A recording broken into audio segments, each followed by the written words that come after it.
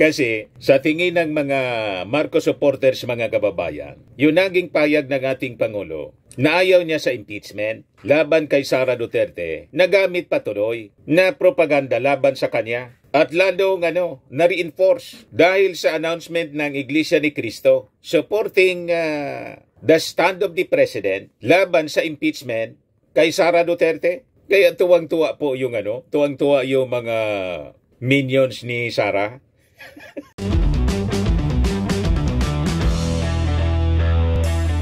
Ito naman po yung bago naming product na binibenta online. iGlow Serum, whitening po siya. Tingnan ninyo yung epekto sa aking anak na architect before and now. Yung mga inquiries po ninyo, dumiretso na lang kayo sa kanyang Facebook account, Riz Maravillas. Ano na tayo, mga kababayan? Litong-lito na ba? Kung ano ang nangyayari sa ating politika? Ang daming nalilito po, mga kababayan. Dahil sa sunod-sunod na impeachment cases, may pangatlo pa na hinihintay. Kaya hindi pa tinatransmit yung impeachment cases kay Speaker Martin Romualdez kasi may hinihintay pang isa daw. Third, impeachment case. O ngayon, ang nakakalito sa napakarami nating mga kababayan, including mga Marcos supporters, kung bakit yung INC, yung Iglesia ni Cristo po, maglulunsad ng rally na sa kanilang perception po, sumusuporta kay Sara Duterte. Yun ang reading ng mga supporters ni Sara. Ginamit nila sa propaganda. Kaya yung mga Marcos supporters parang nadismaya. Malinaw naman po yung statement ng Iglesia ni Cristo. Depende na lang yan po sa interpretation ng mga tao. Yung mga tao po kasi iba-iba yung interpretation. Ganon talaga po sa politika. Ang sinusupport po ng Iglesia ni Cristo, yung stand ng ating Pangulong Bongbong Marcos, na dinidiscourage niya yung pag-file ng impeachment laban sa Vice Presidente. Dahil sabi ng ating Pangulo po, si Sara Duterte is unimportant, hindi man importante. It will just be a storm in a teacup. Na ang ibig sabihin po, magagalit lang ang mga tao sa isang bagay na hindi man importante. Tama naman, mga kababayan, yung ating Pangulong Bongbong Marcos. At sabi ko nga, mga kababayan, just trust the wisdom of our President. Alam niya yung kanyang ginagawa. But before ko, mga kababayan, ibigay sa inyo yung full story ng mga balitang yan, lalo't yung majority ng members ng Congress hindi pa magsalita tungkol, mga kababayan, sa mga impeachment cases na final, despite the fact na yung naka-uncover, mga kababayan, ng mga impeachable offenses laban kay Sara Duterte, yung Quadcom, at yung mga members ng Committee on Public Accountability and Good Governance na mga kaalyado, known allies of the President. Ito yung balita sa Tribune po. House leaders remain silent on Duterte impeachment efforts amid INC protest plans. Sa Manila Standard, ang balita ngayon, INC to rally versus impeach raps. Sa Manila Bulletin, Makabayan Black launches House signature drive to hasten BP Sara impeachment. O ito pa, impending third complaint delaying transmittal of BP Sara impeachment raps. O ito pa yung controversy. Christmas party at the Palace, 200 lawmakers flock to Malacanang amid Sara Duterte impeachment bid. Ang spin, mga kababayan, ng mga Duterte supporters, mga propagandista nila, nagkabigaya na niya. Nagkabigaya na daw kasi nagbanding-banding po yung mga congressmen sa Palasyo Malacanang with President Bongbong Marcos. Nagpatindi, mga kababayan, sa mga pagduda in confusion. Ano nga ba talaga? Ayaw nga ba talaga ng Pangulo na ipa-impeach si Sara Duterte?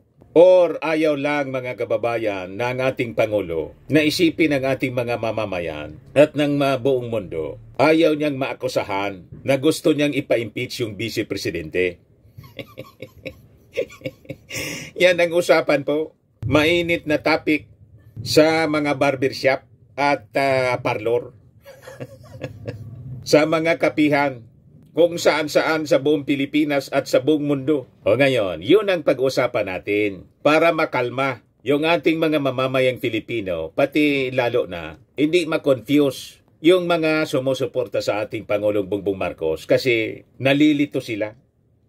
Parang anyang pumapabor pa ang ating Pangulo despite the attacks, pangwawalang hiya sa kanya at pagbabanta ni Sara Duterte, ganun pa rin ang naging pahayag, naging posisyon ng ating Pangulong Bongbong Marcos.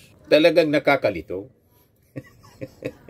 Ano nga ba ang totoo? So pag-usapan po natin mga kababayan ngayon. But before that, click subscribe muna dito sa ating YouTube channel and hit the notification bell para lagi po kayong updated sa mga kaganapan dito sa ating bansa.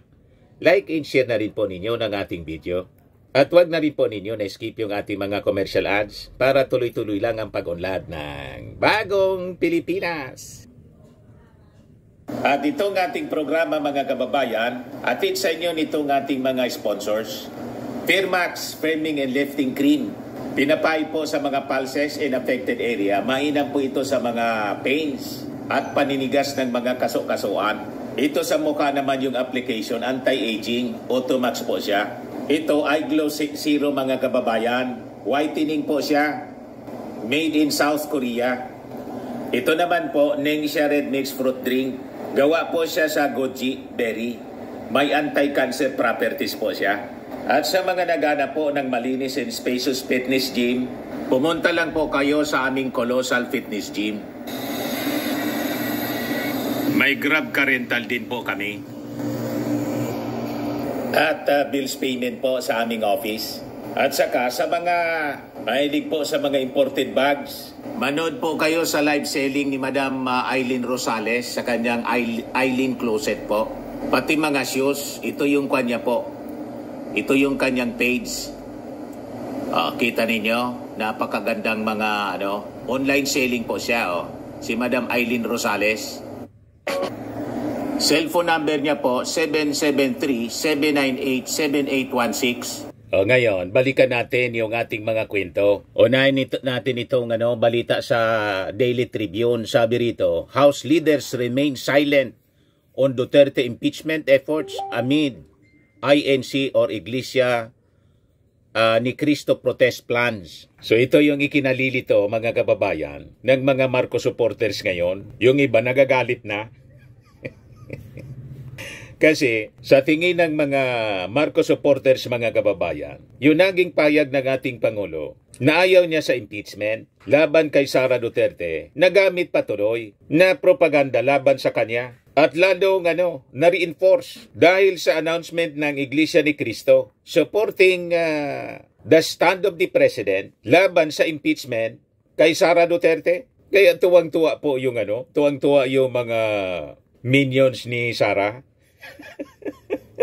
Isabi ko sa inyo, mga Marcos supporters, di ba laki ang tiwala natin sa ating Pangulong Bongbong Marcos, kaya nga binoto natin. Ang advice ko po sa inyo, trust the wisdom of the President. Alam niya yung kanyang ginagawa. Kung ang mga Duterte ay sinasabi ng mga supporters niyang genius daw po, sabi ko sa inyo, mas 10 times genius yung mga Marcoses mga kababayan. Hindi sila magiging ganyan kung hindi sila magaling sa politika. Remember, sa history ng politics, Marcos ang may pinakang mahaba na naglingkod po bilang presidente.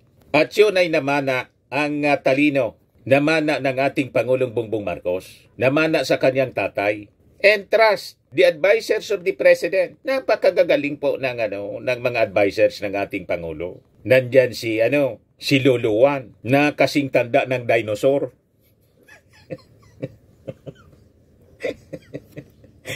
Ilang presidente na ang pinaglingkuran ni Lolo Juan. Si Juan Ponce Enrile, na bumaliktad noong panahon ni Cory.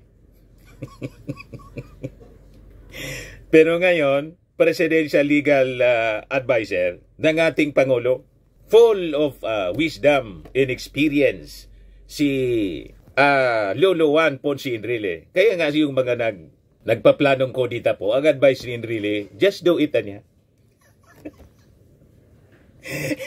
You see, nandyan yung executive secretary ng ating Pangulo, dating Chief Justice Lucas Bersamin. Dito pa lang mga kababayan sa dalawa na advisor ng ating Pangulong Bongbong, Pangulong Bongbong, wala sa kalingkingan po ang buong tropa ni Digong. Malakas lang ang loob mga kababayan ng mga Duterte kasi backup ng China. Alam na natin mga kababayan, alam na ng buong mamamayang Filipino kung sino ang nagbaback up, kaya nanggugulo sila. Gusto na nilang iupo si Sara Duterte kasi yun ang kumpas ng China. Kasi yung ating Pangulong Bongbong Marcos, dumistansya po sa China.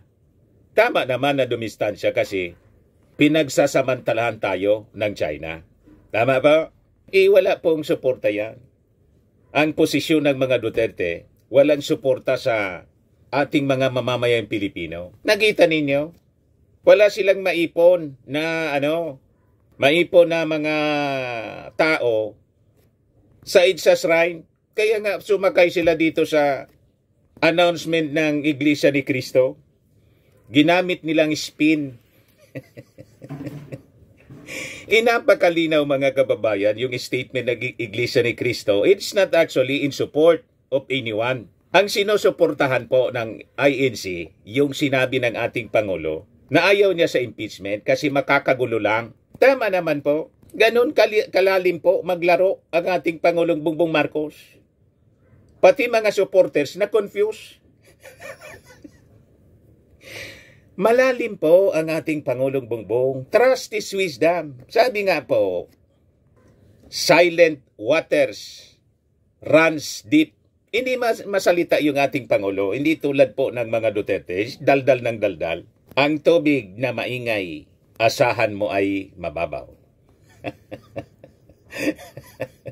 Kaya sila, mga kababayan, hindi nila alam kung ano yung plano ng ating Pangulong Bongbong. Kasi yung mga kaalyado niya sa Congress, nag-iimbestiga ng mga kababalaghan na ginawa mga kababayan ni Sara Duterte sa Office of the Vice President pagkatapos sa DepEd. Pero nang mag-file yung Makabayan Black, pati yung Akbayan, nag-file ng impeachment complaints. Wala pang posisyon po.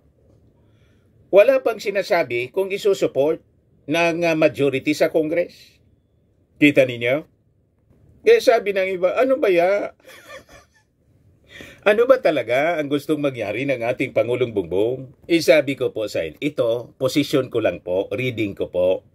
Ang ating Pangulo po ay gumagamit siya ng tinatawag na the best warfare to defeat his adversary or enemies. Ano yun, Mr. Maravillas? Ang best warfare po to defeat the enemies or adversary or any adversary for that matter is love and kindness. Tama ba? Walang biro po. Iyon ang pinakang malakas na weapon to defeat an enemy. Love, compassion, and kindness. Kaya tingnan ninyo, yung sabi ng ating Pangulo, gusto siyang tanggalan ng ulo ni Sara, ipauka yung kanyang tatay, pinagbantaan mga kababayan na ipapapatay. Pati yung kanyang asawang si Lisa at pinsan na si Martin Romualdez. At sabi ni Sara Duterte, mga kababayan, nang tanungin ng mainstream media, umabot na anya kami. Ang relasyon namin ni President Marcos, umabot na anya kami sa point of no return. Ano sagot ng ating Pangulo nang tanungin ng media? Never say never. Maiwaga po yung ating Pangulong Bongbong Marcos. Gumagamit siya ng unconventional warfare.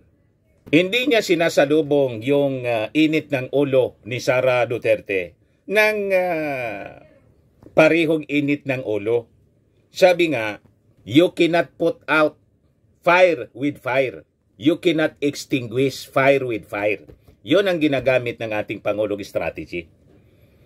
Tama po? Kaya sabi ko sa inyo, trust the wisdom of our President. Makita ninyo yan, ang atake ng ating Pangulo will just shock and awe the enemy. Anong ibig sabihin ng shock and awe?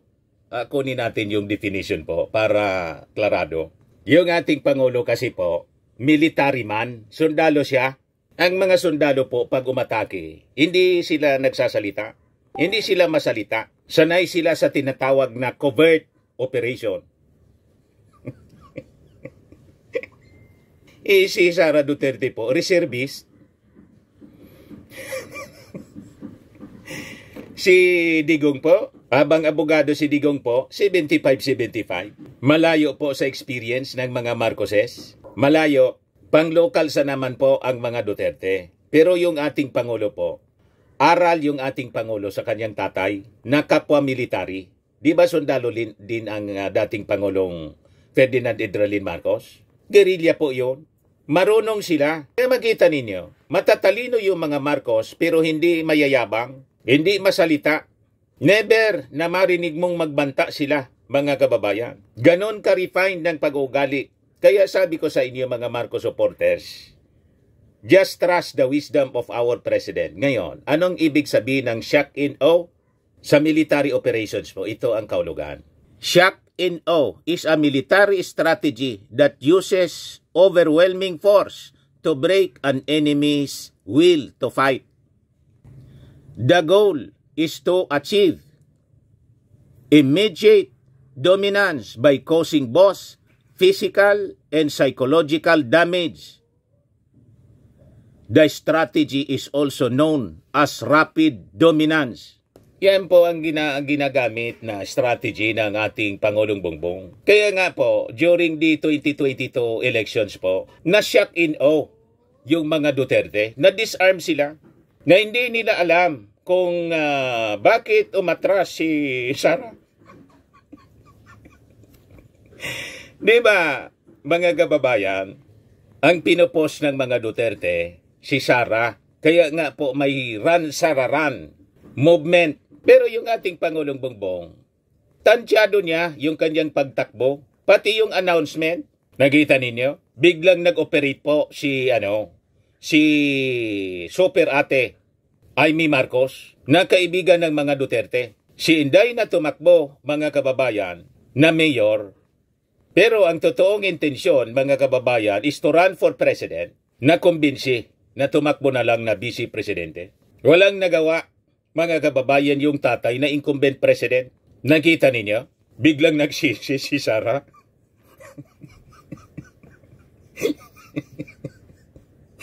Sabi ni Sara sa isang interview, the presidency niya was mine already. Pero binigay ko. Kita ninyo? Yun yung naging paniwala niya.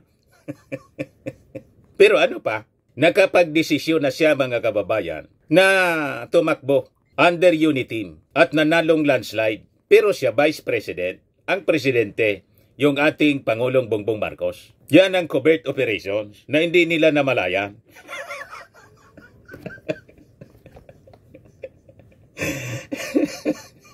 Ikaw niya, Mr. Maravillas, nagtatanim ka ng duda. Kaya sabi ko sa inyo, you just trust the wisdom of the President. Magaling yung ating Pangulo.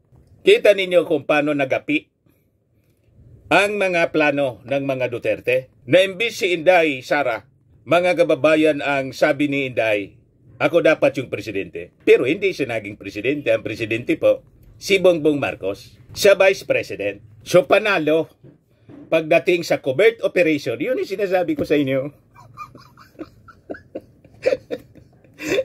Trust the wisdom of the President. Magaling yung ating Pangulo, mga kababayan. Lalo't ang nakapaligid sa kanya na mga advisors, mga seasoned political strategists, seasoned military strategists, mga kababayan. And the President himself is a soldier.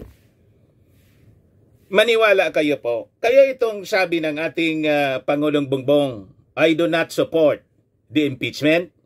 Trust the wisdom of the President.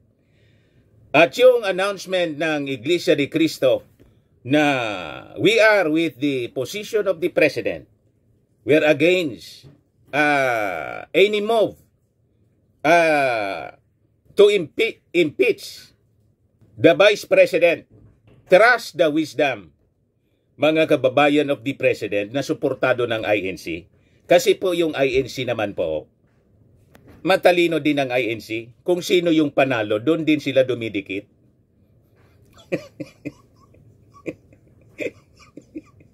Season strategist din po sila.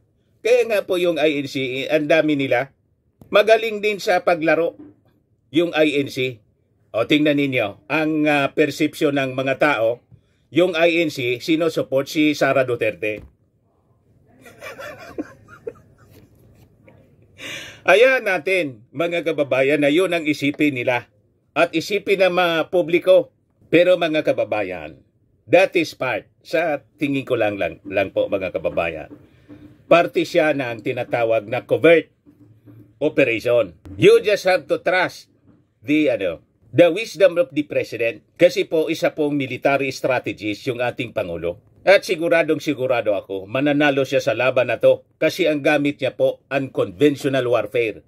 It is love and kindness. Love your enemy.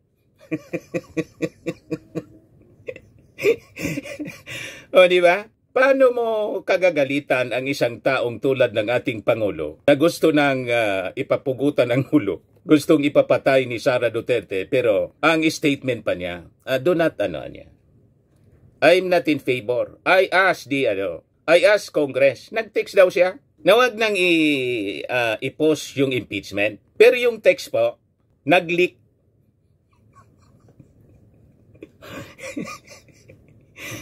Bakit nag-leak? Yung pag-leak, mga kababayan, nag-leak si Katunying, yung nag-interview po, mga kababayan, kay Mrs. Lisa Marcos. Siya yung nag-leak. O ngayon, ang tanong ng mga analyst, ano ba? Bakit nag-leak? Nag-leak nga ba o nileak? At nang mag-leak, agad inamin ng ating Pangulong Bongbong Marcos, anya, yun man talaga. So may purpose ang pag-leak. Kita ninyo, mga kababayan, kung gaano kalalim ng covert operations po. Gets na ninyo?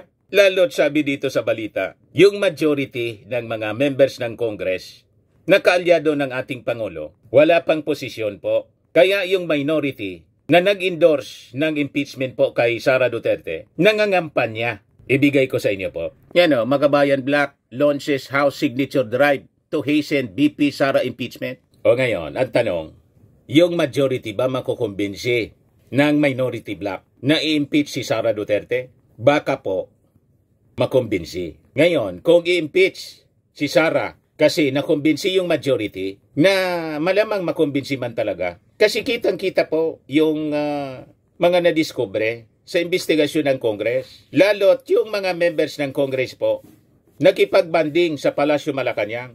Pag nakumbinsi, despite ng banding sa Palasyo Malacanang, ang ibig sabihin nito po, the Congress has acted independently. Walang impluensya yung Palasyo Malacanang. Tulad ng sinasabi sa propaganda ng mga minions ng Vice Presidente. Yun ang akusasyon po nila.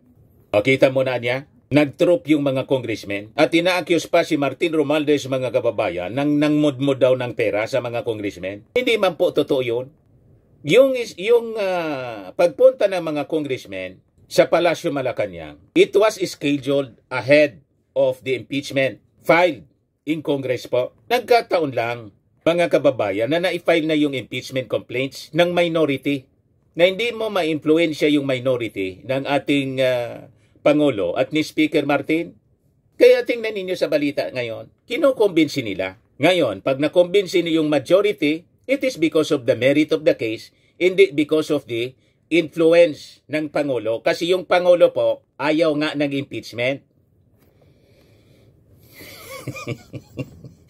O di walang isyo, mga kababayan, yung mga Duterte. Nakita ninyo kung gaano kagaling yung ating katalino, yung ating Pangulong Bongbong.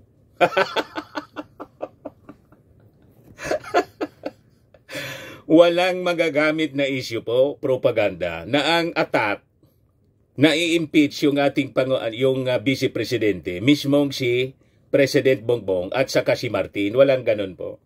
Because until today, wala pang statement galing sa majority kung isusupport nila. Kaya lalabas po kung isusupport nila yung impeachment, hindi dahil sinabihan sila ng presidente or ni Martin Romualdez, kundi nakita ng individual members ng Congress the merits of the case. Nagets na ninyo? Kaya hirap po yung Makabayan Black sa pangungumbinsiyo. Yan sabi dito. We urge our colleagues in Congress to act with integrity and political courage by supporting this impeachment resolution, sabi po ng Makabayan. Wala pang posisyon po. House leaders remain silent on Duterte impeachment efforts.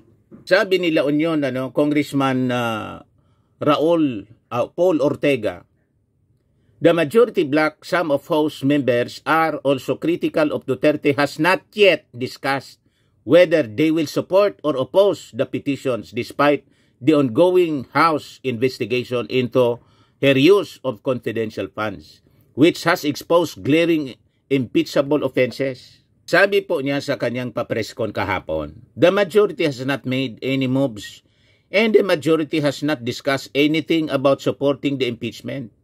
I will support whatever the decision of the majority niya is, but we are also not ignoring what Makabayan is doing, sabi po niya. We've been very focused on the hearings. That's still the goal, that's still the thread of our focus in the majority. As I said, many impeachable offenses came out during the hearings, but we have not discussed in the majority until now. Sabi rito sa balita, earlier Malacanang confirmed that the President met with members of the House for a fellowship. The closed-door meeting came in the wake of Marcos' plea to lawmakers about Duterte's impeachment. More than 200 House members were reportedly present at the said gathering. And because of that banding-banding ng Palasyo Malacanang with President President Bongbong, palabas naman po ng mga propaganda, pagduda, akusasyon yung Duterte camp na nagkabigayan na daw para ipa-impeach yung Vice Presidente. Sabi ni Paul Ortega, Congressman Paul Ortega, hindi man nga niya napag-usapan yun. Fellowship man lang. O ngayon, ano ang basa ninyo, paniwala ninyo mga kababayan? Unang-una, yung presidente nagsabi na in public, he is not supporting an impeachment.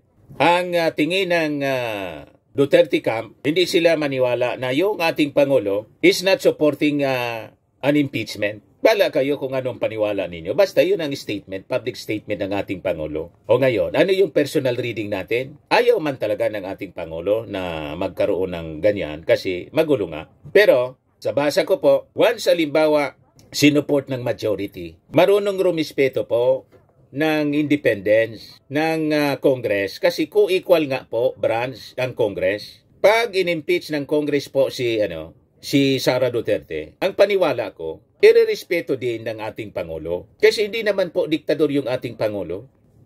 So lalabas, kung sinuport man ng mga members ng majority ng Congress, ay itong sinusulong na impeachment ng minority, it is because of the merit of the case. Talagang ka-impeach po si Sara Duterte sa tambak ng mga ebidensya na nahalukay po ng Committee on Good Governance and Public Accountability. So kung matanggal man siya sa trabaho, hindi dahil sa impluensya ng ating Pangulo. Wala, hands off yung ating Pangulo. At ang ating Pangulo, marunong rumispeto sa powers ng legislative. Kasi ang impeachment power, mga kababayan, sole power ng Congress. Ganun po, hindi tulad ng mga Duterte po na dumidikta sila, dinidiktahan nila ang lahat.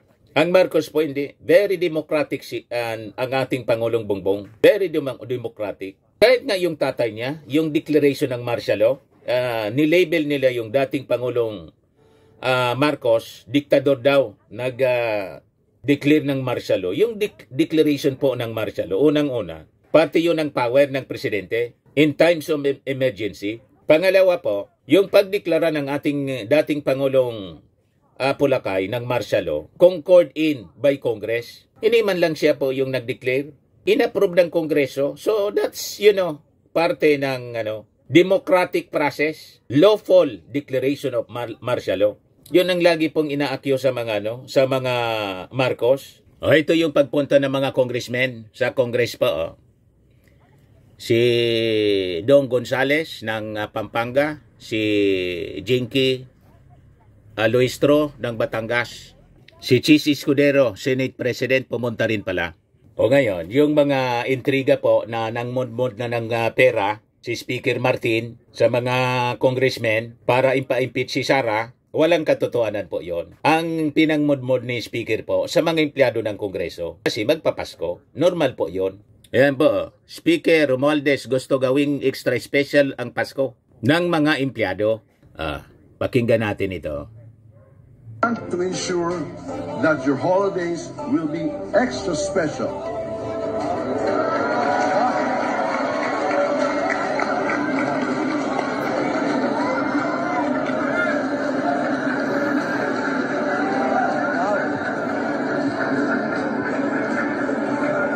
You might want to start planning your Christmas celebrations early.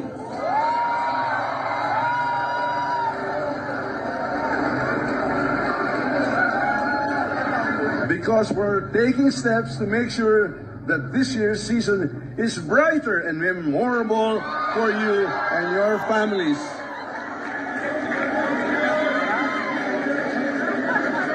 This is our way, and I mean all the congressmen and congresswomen are with me today. This is our way of showing our gratitude, not just in words, but in action. This season, I also want to encourage everyone, of course, to think about how we can share the blessings we will be receiving. Nakita ninyo mga kababayan, yan ang ating Speaker of the House na kinakagalit ng todo ni Sara. Sa kanyang tatay na si Digong kasi gusto daw na maging presidente. Anong paki ninyo kung gustong mag-presidente?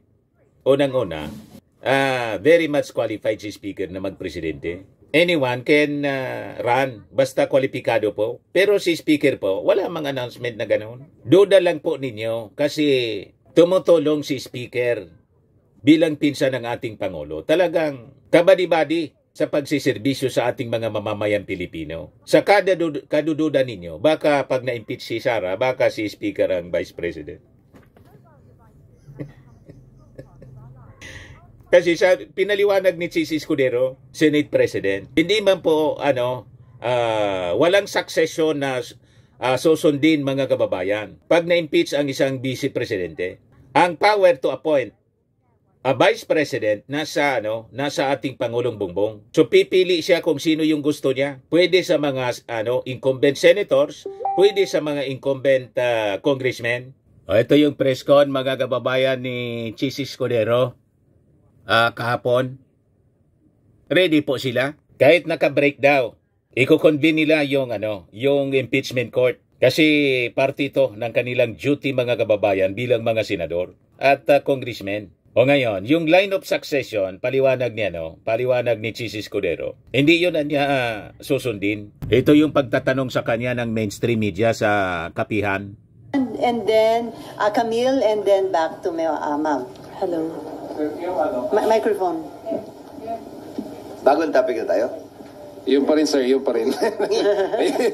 Sir, yung tanong lang kasi, hindi naman kahit nasabihin nating parang pinangungunahan yung proseso. Pero kasi first time na merong impeachment against the Vice President, paano yung succession? If ever na mangyaring ma-impeach siya, sino ang pipiliin? Susundin ba yung line of succession? SP, sir? Hindi. Hindi susundan yung line of succession. Yung line of succession, papasok lamang yan kapag sabay nawala ang 1 at 2, sabay nawala ang 1, 2, 3. Doon lamang papalit ang pangatlo o pang-apat. Nakita na nating nangyari yan. Nung natanggal si dating Pangulong Estrada, pumalit si then Vice President Arroyo, na bakante ang Vice President, ang ginawa niya, so hindi sabay na bakante. Nag-appoint siya mula sa Kongreso. Ang age requirement ng congressman ay 25 years old, ang age requirement ng senador ay 30 years old, ang age requirement ng presidente at vice-presidente ay 40 years old. So limitado ang pwedeng piliin ng Pangulo na magiging ikalawang Pangulo mula sa Kongreso na ang edad dapat 40 pataas. Wala naman yatang senador na bababa sa 40, so lahat ng senador ay qualified. Pero may mga kongresistang below 40, hindi sila pwedeng i-nominate dahil hindi sila qualified. Yung ibang qualification ng Pangulo at ikalawang Pangulo, taglay na ng mga mambabatas. Natural born citizen, registered voter, resident of the Philippines, and able to read and write. So yung edad lamang ang nawawala. So pipili siya at matapos niyang pumili, i-conform ito by majority vote ng Kamara at ng Senado voting separately.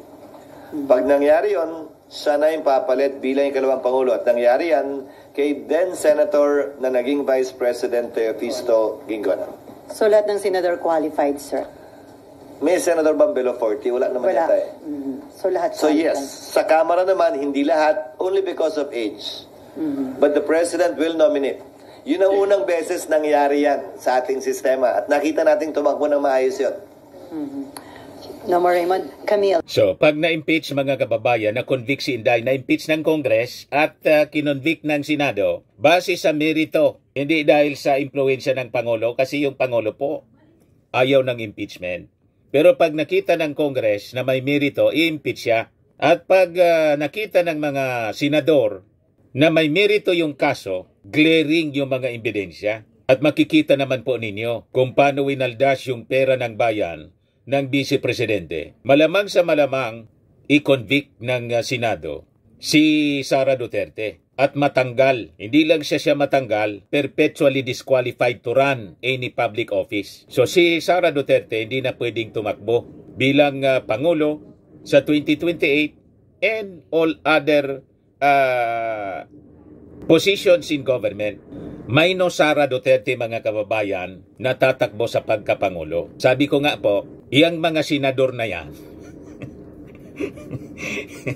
may kanya-kanyang interes din yan na maging presidente or vice-presidente. Ito na yung pagkakataon nila. Di ba? Natanggal mga kababayan ang isang pwedeng maging kalaban nila sa pagka-presidente by 2028. Kung ako ang senador, di ba ako papabor sa conviction? Nagets na ninyo? Na lalo pa mga kababayan, pag sila pumabor sa acquittal ni Sara, it will damage their political ambition. Kasi ang ibig sabihin yan, pumapabor sila sa pag-uugali ni Sara, pambabalahura sa institusyon ng ating gobyerno. Sa Office of the Vice President, sa pagwaldas ng pera ng bayan, pumapabor sila. Pumapabor sila, mga kababayan, sa ugali ni Sara na nagbanta sa ating Pangulo na kanyang ipapapatay, na gusto niyang tanggalan ng ulo yung ating presidente. Nakuha ninyo? Kaya once mga kababayan na impeach si Sara sa Congress at ikinasa ang impeachment trial, ako po tiwala, majority ng mga senador other than si Bongo, Robin, Ronald De La Rosa at Amy Marcos. Baka nga si Amy mga kababayan, magkuha na lang, mag-neutral na lang, mag-abstain. Diba? Para isalba din kahit papano yung kanyang sarili. Hindi naman siya maakusahan na totally diretso nang nagtraidor sa kanyang kapatid at nagtraidor sa kanyang kaibigan na si Sara Duterte. Abstain na lang anya ako. Diba, mga kababayan? So yun ang personal na analysis ko man lang po ito, mga kababayan. Mga possibilities. In which case, sa tingin ko, itong ating analysis, malapit po sa katotohanan. Ayos? Sa mga naghanap ng malinis and spacious fitness gym, pumunta lang po kayo sa aming Colossal Fitness Gym. We also offer Grab Car Rental with our brand new 2023 model ng Toyota Innova. We also accept booking for those who are planning to travel via PAL, Cebu Pacific, and other airline companies, local and international, and bills payment for Meralco Bills, PLDT, Aleco Bills, etc. Ang Colossal Fitness Gym is located at 3rd floor Security Bank Building, Landco Business Park, Legazpi City, Albay. For inquiries, look for Chilon Maravillas. Contact number 0966-802-0949. Yan yung aming Innova. Lagi na pong matao sa amin. Pati mga foreigners po, tingnan ninyo. Mga British tourists sila. Ang lalaki ng katawan na, mga kababayan, nag-gym sa amin. Ito naman po, Indian National. Ito mga mga European sila. Ito naman yung bago naming product na binibenta online, Eye Glow Serum. Whitening po siya galing sa South Korea. Tingnan ninyo yung epekto sa aking anak na architect entrepreneur, Riz Maravillas. For inquiries, look for Riz Maravillas on FB. Ito naman po, Firmax Firming and Lifting Cream. Pinapahid po ito sa mga pulses and affected area. Mahina po ito sa mga pains at paninigas na mga kaso-kasuan. Ito po, Automax Radiant Serum. Sa mukha naman yung application. Anti-aging po siya. You will look 10 years younger than your age. Sa mga cancer patients naman po, baka lang gusto ninyo itong itry. Nengxia Red Mixed Fruit Drink. Hindi man po siya gamot, food supplement siya. Kaya lang, gawa siya mga kababayan sa goji berry. Yung goji berry may anti-cancer properties. Yung mga inquiries ninyo, dumiritso na lang kayo sa aming messenger sa Facebook para masagot namin agad. Ayos po, ako po si Dante Maravillas. Bye-bye. God bless.